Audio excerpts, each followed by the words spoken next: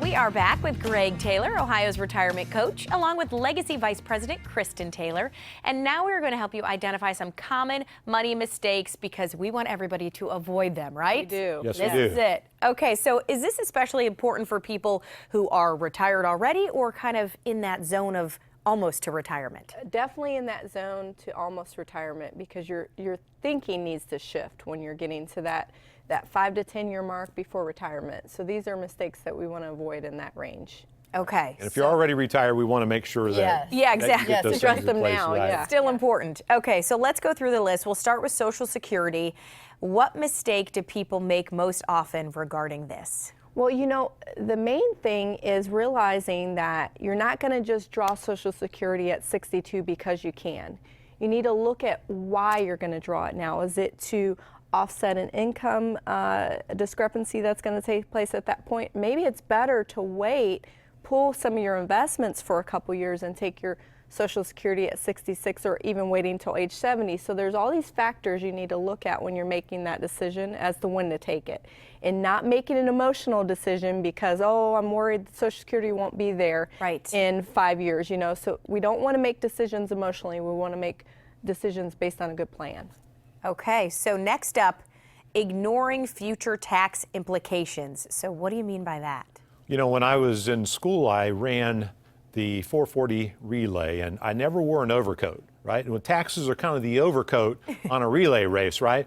And because they're something that weighs you down financially, and most people do a pretty good job of having their taxes prepared, but they don't really do a great job of planning for taxation, making sure, and this is amazing, there's over 240 taxes that affect us during our lifetime and even after we pass away. So we want to make sure that we have a good solid tax plan to reduce or and even in some cases eliminate some of those taxes.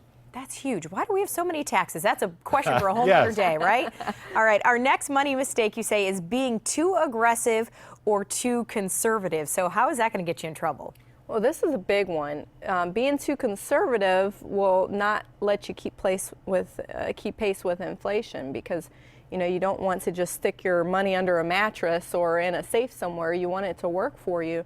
But being too aggressive on the other opposite side of the spectrum is bad, because when you're into those retirement years and you're no longer putting money in and dollar cost averaging, being too aggressive, you can't account for big losses at that point because you don't have time on your side anymore to make up for those losses. So the reason people tend to be either too aggressive or too conservative is because of emotion, either fear, which causes us to be way too conservative, or greed, which causes us to be way too aggressive. What we really need is balance. And that's true in every area of life, but most especially financially when we are getting close to retirement, or we need a good solid balanced plan. And if we have that, then we have the idea of how we're going to make sure that our money doesn't run out during our lifetime. Right, the biggest fear there. Okay, finally, once again, that instant gratification comes into play when people focus too much on the returns instead of income. This is huge because most people don't realize that there's available to them what we call an income generating plan. A plan that actually provides the income they need to fill in the gaps so their lifestyle will not change in retirement. Then the dollars that you have beyond your income plan can be your growth. So you can afford to take those risks then. You can afford to ride the ups and downs of the market a little better. You can afford then to have time on your side because you're not tapping into those market investments.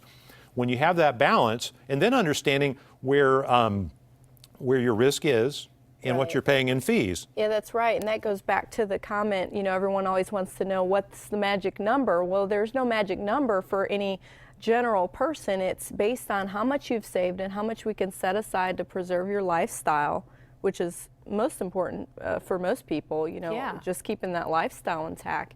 And then going from there and looking at what dollars you can use for riskier investments. Right. All right, well, Winning Retirement, Greg, name of your book, and you have an e-copy that you're going to give to some folks, right? We do, and most people don't have any idea the amount of risk they have or the fees they're paying. So we're offering the Portfolio X-ray for the first 10 callers.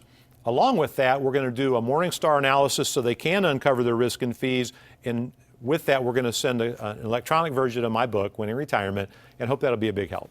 I am sure it will. Thank you so much both for being with me. Glad to Well, be you're here welcome. today.